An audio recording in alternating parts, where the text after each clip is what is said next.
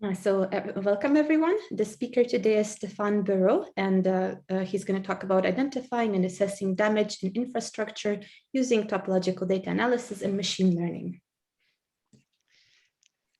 Hello everyone. I will speak today about my work, the work that I did during my master internship, which was combining topological data analysis with machine learning to identify damage in infrastructure. So first, a brief reminder. A few years ago, there was a terrible tragedy at Genoa when the Genoa bridge collapsed on the 14th August 2018. And the goal of my internship was to develop a tool in order to avoid such tragedies to occur again. So this kind of tragedy is a growing risk because the life expectancy of concrete infrastructure is around 50 years, and many infrastructures that were built during the 20th centuries and during the early 60s are reaching the end of their life. So how can we avoid such tragedies? By diagnosing these infrastructures early and repairing it when it's necessary. For the moment, how do people diagnose this kind of structures? They use damage rating index. So it's the state of the art in concrete damage assessment, and it consists first in impregnating. So the people that do damage rating index take a sample of concrete, they impregnate it with fluorescent dye, and then they count damage features on small grids that are drawn on the surface of this concrete sample. So it's experts that have to do that. And then they weight the counts corresponding to each type of feature. And from this, they have an estimator of the damage of the structures. And it has been shown empirically that DRE values are correlating very well with the damage that we can observe on concrete samples. But this procedure has a lot of drawbacks. Indeed, first, it's very expensive as it requires a laboratory with a stereo microscope to annotate the concrete samples. It's also time consuming because it requires a lot of technicians and experts. So the technicians are needed to impregnate the sample with the fluorescent dye, and the experts are then needed to annotate these samples. And the diagnosis that is done by the experts is subjective. So that's why we will need a new method for assessing the concrete damage. And ideally, this method will have a lot of desirable properties. So first, it will be fast, so that we can do it on a lot of infrastructures. It should also be interpretable because we are dealing with sensible data, as the risk of if we do a bad diagnosis, there is a very high risk because, for example, if the bridge collapses, it's a real tragedy. So we need to be able to control the output of our method. It has to be also cheap because this kind of infrastructures that are damaged are often in areas where there are not a lot of money, a lot of laboratory, and so ideally it will be usable by anyone without an expensive laboratory with stereo microscopes and without a lot of experts. It has also to be robust and reliable because we want to have a reliable diagnosis. And we for this project, we weren't provided with a lot of training data. In fact, we had only 6 samples of annotated data. So we had to develop a method that didn't need too many training data. So what is a natural choice? These days, when someone has to solve a complex visual task, the natural answer is to use a convolutional neural network. So I will expand on it later and present the CNN more in details. But to be quick, it's a kind of artificial intelligence especially designed for the visual tasks. So it's a natural choice. But it's truly that easy? So the answer naturally is not, because the CNN have a lot of desirable properties, but some of the requirements for our method are not met with the CNN. So the CNN is fast and very well adapted for visual tasks, but it's not interpretable and it's not robust. And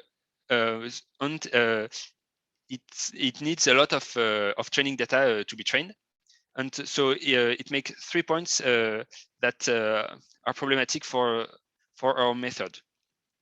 Moreover, the CNN often have a high computational cost.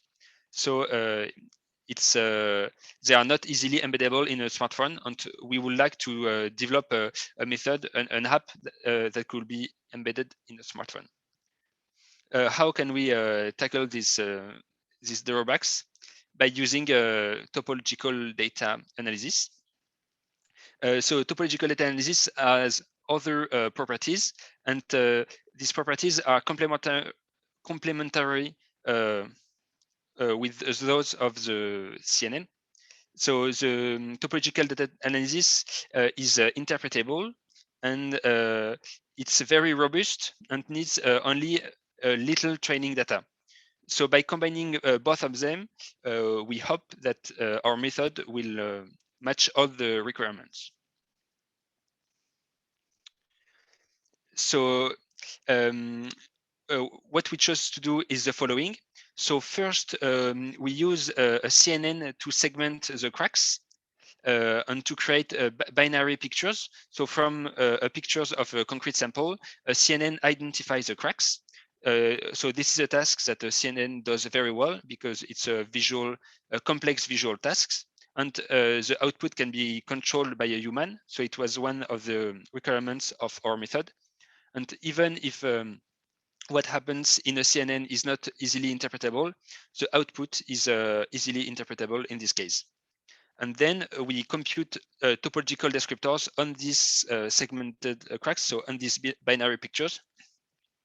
And these topological descriptors robustly reflect the damage. So if we compare with the traditional pipeline, we replace the impregnation with fluorescent dye by the crack segmentation with the CNN. And then we replace the second phase, which was the expert annotation, with the topological descriptors. And thus, we have a cheap method that can be used by anyone with a smartphone, and moreover, that is objective and robust. So first, a little background on the convolutional neural networks. So the convolutional neural networks, in simple terms, are a kind of feed-forward neural networks inspired by the organization of the human visual cortex. And thanks to this organization, they are really adapted to handle visual tasks. So each input in the human brain, each input neuron so each input neuron from the visual cortex processes a small part of the visual field called the receptive field, and then this information is aggregated to create and is aggregated and is analyzed by our brain. And the convolutional neural networks mimics these architectures, and they have groundbreaking performances. So we can see here on this graph, which shows the performance for the imaginate challenge. So ImageNet challenge is the most famous vision challenge for automatic recognition of objects. And we can see that in 2012, AlexNet, which was the first convolutional neural networks, had a groundbreaking performance and almost divided by 2 the error rate.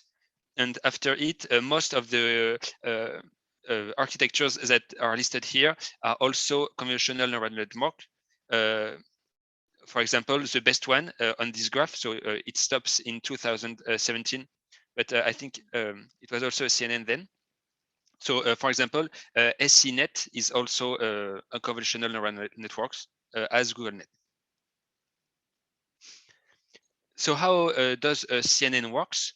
So the a CNN has a lot of layers, and the most emblematic layers is the convolutional layer. So it mimics the human visual cortex, which means that the input picture is splitted in a lot of small partially overlapping tiles. So what you can see on the left pictures, it's the red area, and these tiles are overlapping and cover the entire pictures. And to each tile is associated one neuron, and the neuron applies a filter called convolutional kernel. So it's the blue K matrix, and it gives as in output a value. So by doing that on each tile, we can construct an output pictures from the input pictures, which is smaller. And usually in a convolutional layer, we combine several independent convolutional kernels. So it's what is shown on the right pictures. So we have a multi-dimensional input pictures, for example, RGB pictures, and we apply a lot of different of several kernels. So first, on this picture, they apply the red kernel, then the green kernel, etc.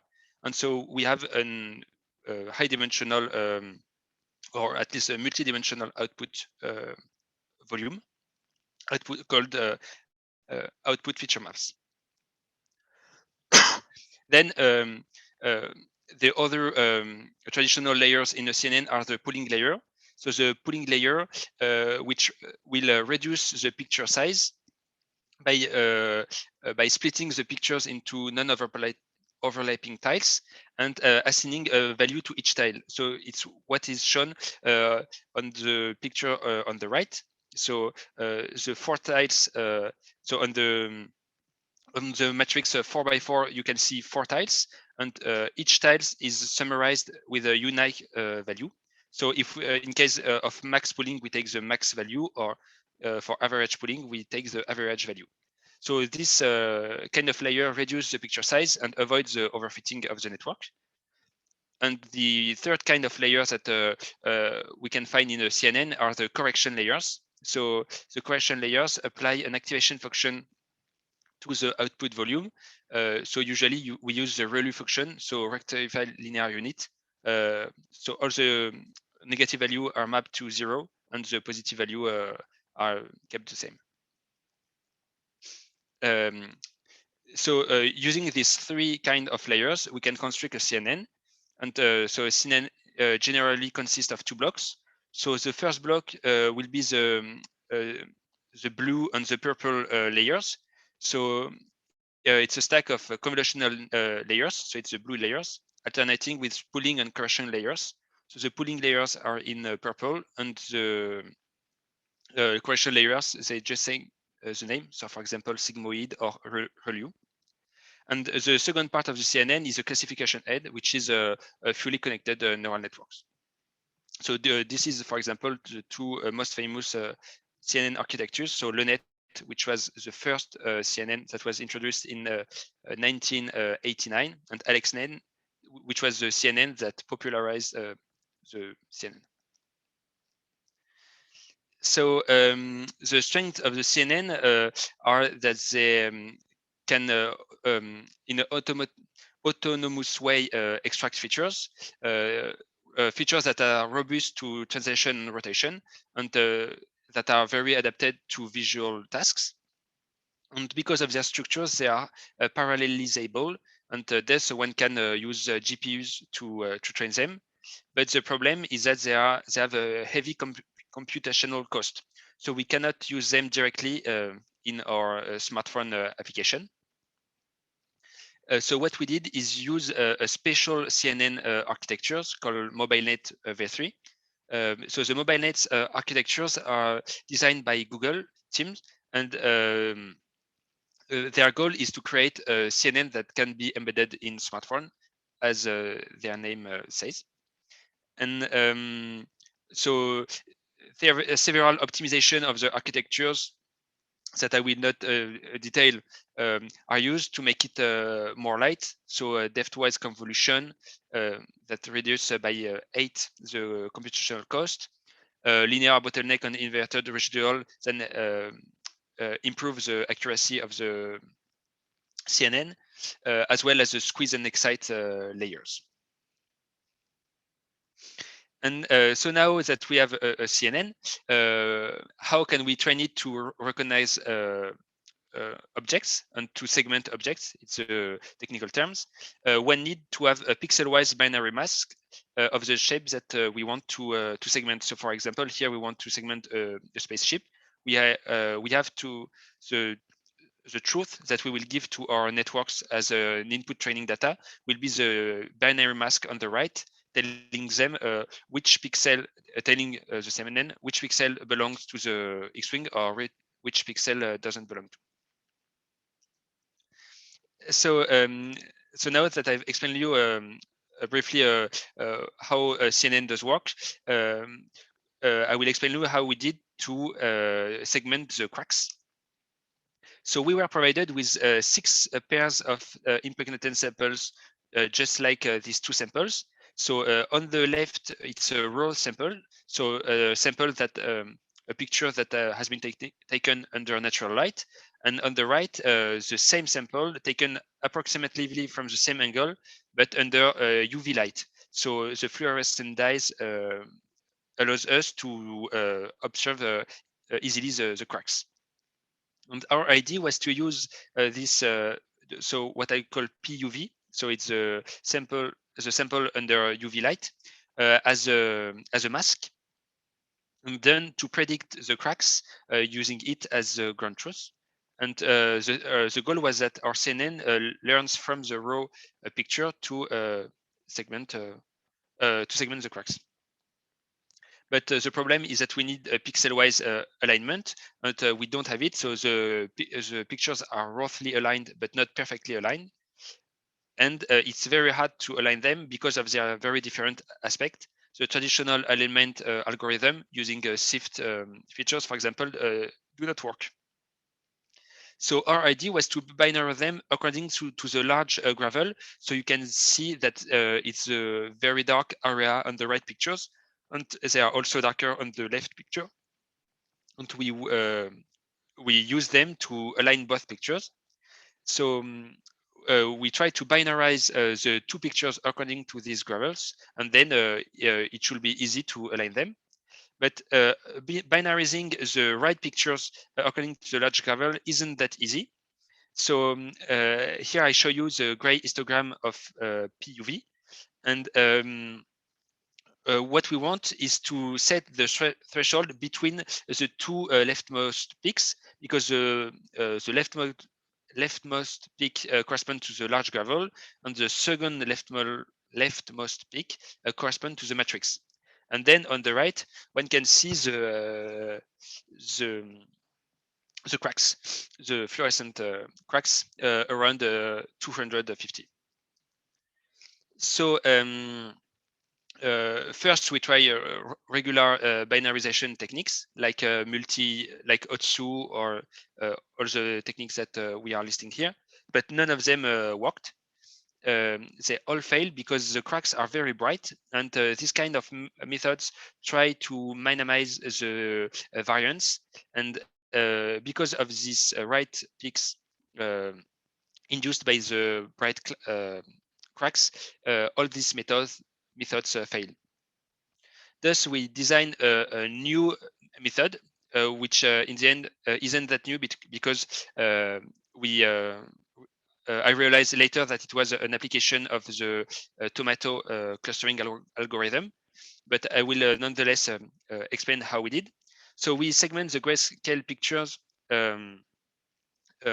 into K gray intensity. So in our case, we wanted only to segment it in two classes. So the large gravel in black and the rest in white. But this process works for as many classes as we want. So first we extract the gray intensity histogram that I showed you before. Then we compute the persistence diagram associated to the top level set filtration, and we retain the k most persistent components. So in our case, the two most persistent components. And with the abscissa associated to the depth of each of these persistent components correspond to the threshold according which we will segment our histogram. So here I show you the results. So as you can see, it works very well. So for two classes, it accurately binaries the two binaries the pictures, and it's also interesting to look at the four classes. So when we segment our picture in four classes, it isolates the large gravel, the matrix, the fluorescent cracks, which correspond to the black area on the persistence histogram, and the orange area correspond to the saturated point. So it's where some drops of fluorescent dye were. So we applied this binarization techniques to PRO and PUV, and we obtain two pictures that could be easily aligned. So to align them robustly, we aligned sub-pictures, so 30 sub-pictures, as I detail here. And then we use the we use the ransack algorithm to robustly align the big pictures from the element of the 30 sub-pictures. So ransack algorithm computes a homography transform between the two pictures and can induce some artifacts, so some black pixel on the border. So we also get rid of this black pixel, these artifact pixels, to extract just the red target subpictures as explained here. And here, in the end, this is what we get. So the red crosses are the center of the subpictures that we align, and I overlapped the two, so PRO and PUV, and we can see that the cracks are perfectly coherent with PRO. So our method works. So these are the results for the several for the 6 sample we were provided with. So it systematically worked, and in the end we so our method is only the one-dimensional case of the tomato clustering algorithm, but we thought to it independently, and later we realized that it wasn't a real innovation. So once we have aligned our pictures, we can split the pictures to create patches adapted to our CNN architectures. So our CNN architecture needs patches of size 448 by 448. So we split the 6 pair of aligned samples, and then we apply the 5 rotation because to do data augmentation, to have a bigger training data set, because there is no reason that a crack has a preferential direction. So we using this rotation, we augment our data set in a relevant way. And this is one example of aligned pictures. So on the left, it's raw pictures, and on the right, it's a target picture with the cracks that the CNN has to infer. As you can see, it's very hard because even a naked eye cannot see that there is a crack. So it was a really hard task. As this task was really hard and that we had not that many training data, we optimized our CNN by pre-training it on a Kaggle dataset containing 11,200 pictures of cracks, as the example that I show you. So on the left, you have the input data, and on the right, you have the masks, so the truth. And so this pre-training dataset was a much easier dataset than the one we were dealing with, but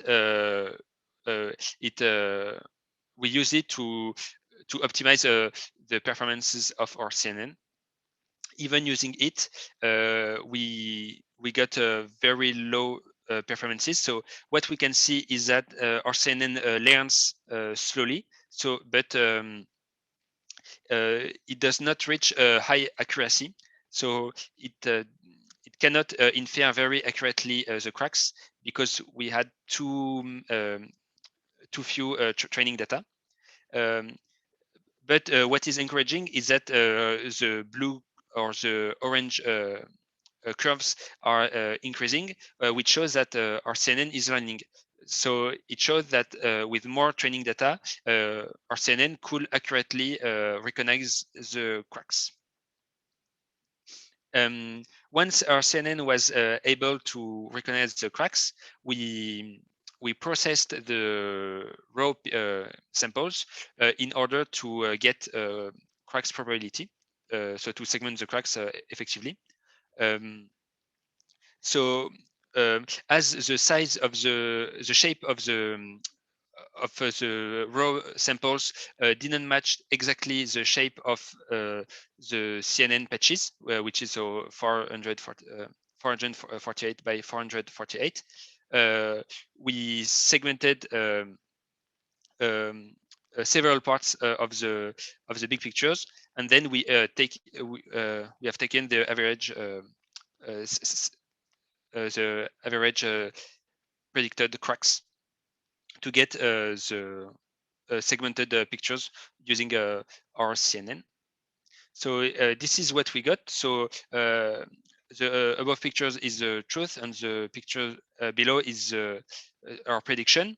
So we can see that the result is far from being perfect. And for example, the cracks that are the best detected are the boundary of the large gravel. So it's not really it's not a really good thing because we cannot be sure that our CNN really detects the cracks, and maybe it just segments the gravels. And because of the structure of the concrete, a lot of cracks are around these gravels. But if we take a closer look, we can see, for example, that this crack was more or less predicted by our CNN, and it doesn't correspond to the boundary of any gravel. So it's the proof, or at least an example of a cracks that our CNN has correctly predicted, even if it wasn't just the boundary of a gravel. So then we, using these cracks, we computed topological descriptors on them.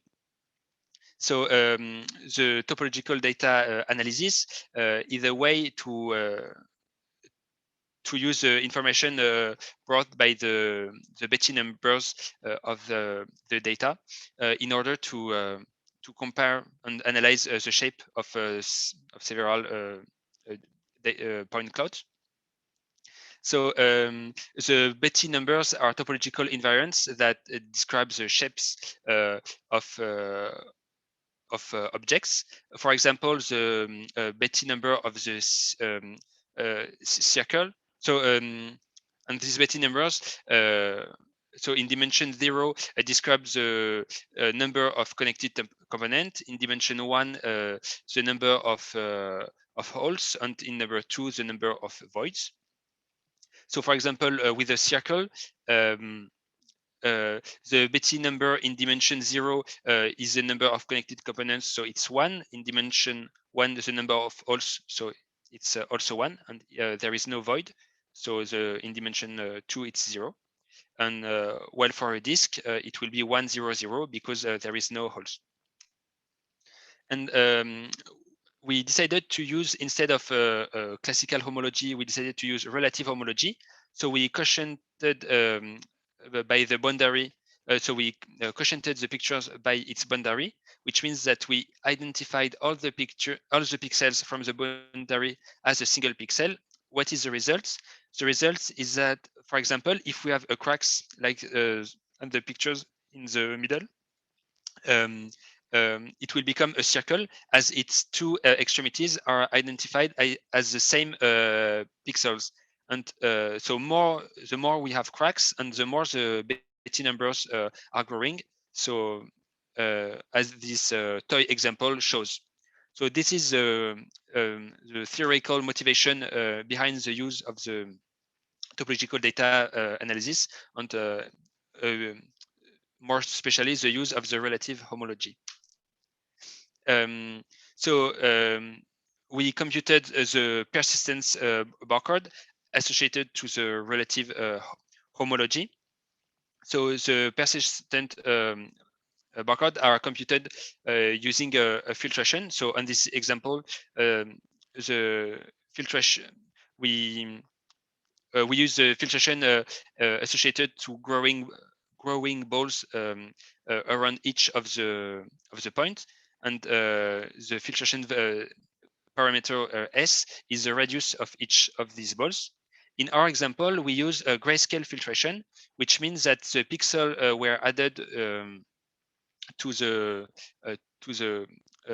simplicial complex according to their grayscale intensity. And we use two topological descriptors. First, the total persistence. So given a persistence barcode, the total persistence is the sum of all the intervals from a given dimension. And the maximum relative persistence was the length of the longest interval from the persistence barcode associated to the relative homology. So we compared these two topological descriptors, one with the classical homology and the other with the relative homology. So here are the results. So for the total persistence in dimension 0, it doesn't seem to correlate very well with the cracks. So on none of the 6 samples. And so the color is sort of the value of the total persistence? Yes, exactly. Excuse me, I didn't explain. So exactly. So we computed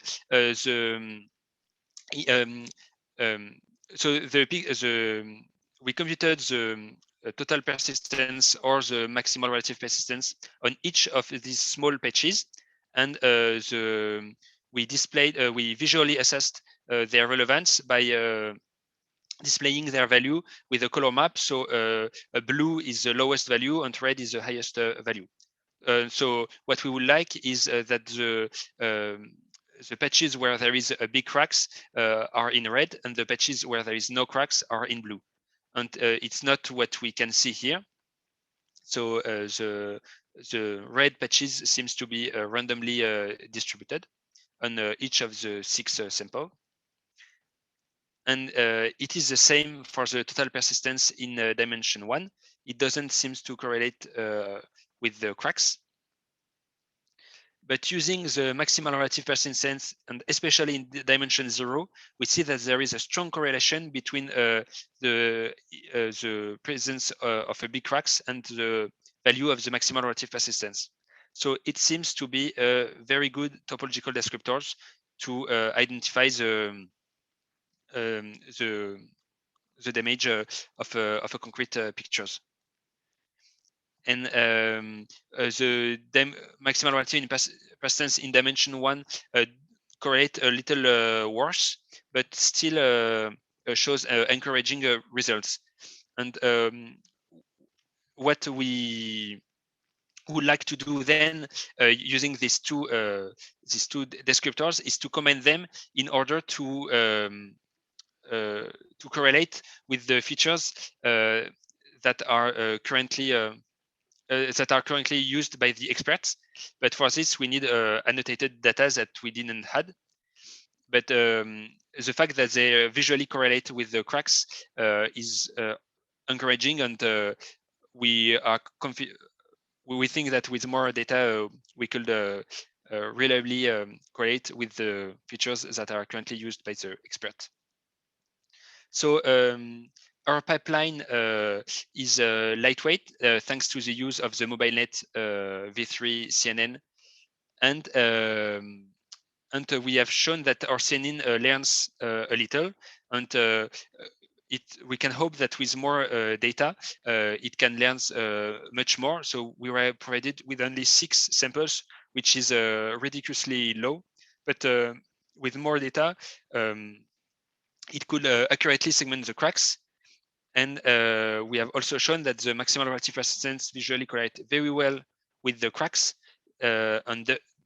So if we have annotated data, we can also try to fit the features that are used by the experts. But we were limited by the quantity of data we were provided.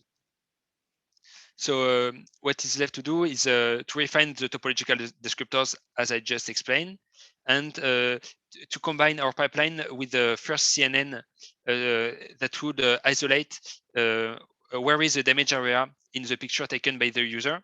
So it's not our idea. I've read it in a paper. So one can use. So the goal is that we provide an app that can be used by anyone with a smartphone. So the user will take pictures of the bridge. First CNN will isolate where are the damaged part of the bridge, and we'll zoom on this area of the pictures, and then the tool that we just that I just presented you will analyze these precise areas. And then once that we have more data and a functional pipeline, we could embed it into an app for a smartphone.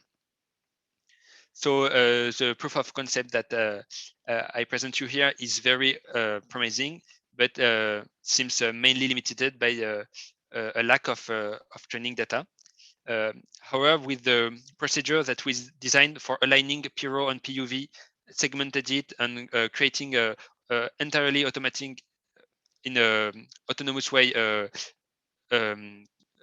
crack segmentation dataset, it should be easy for a company to use our work and to create a really functional concrete damage assessment tool. Thank you very much for your attention. Thank you. So maybe I would ask everyone to unmute themselves and thank the speaker.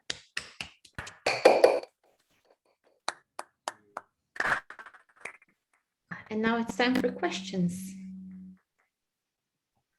So you can either type them into the chat window or unmute yourself and ask. A quick question, if that's okay. So it seems like for this concrete task, there's not that much data. Are there any adjacent tasks, let's say in cell segmentation or other areas where there's more data, where you could maybe push the proof of concept further? So it's not quite the concrete application, but it's something where you could maybe get your hands on data and it's similar enough. It's I didn't thought of it, but it's true that we could use it. So we will need something where our idea was to use relative homology because of what I explained with the cracks. So for example, it could be useful in analysis of the blood system or maybe of the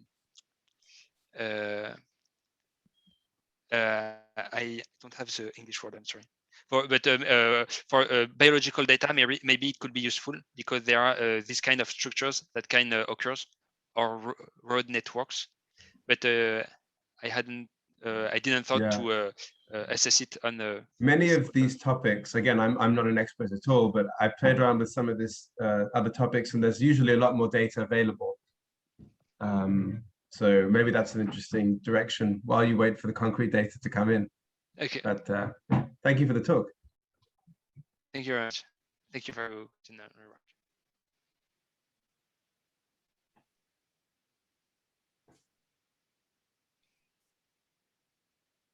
More questions?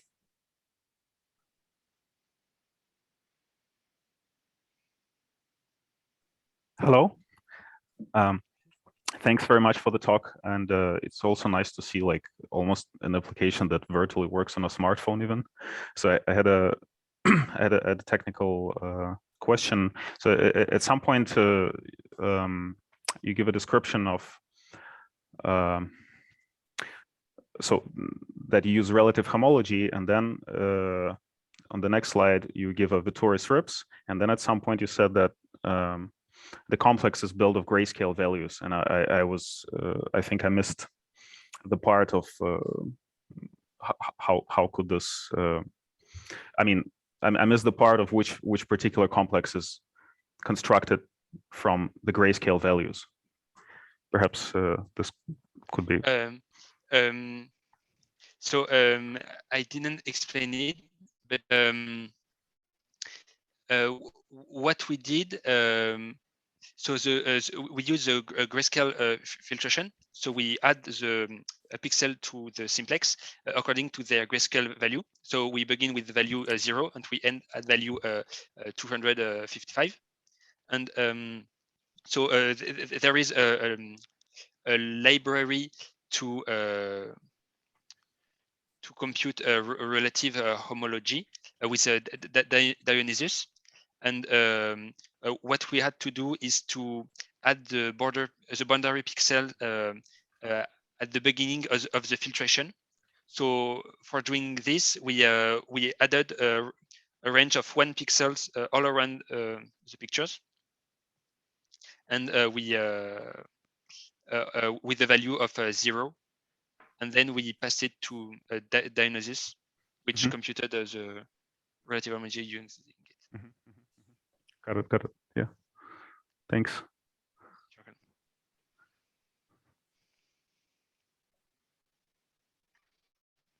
More questions?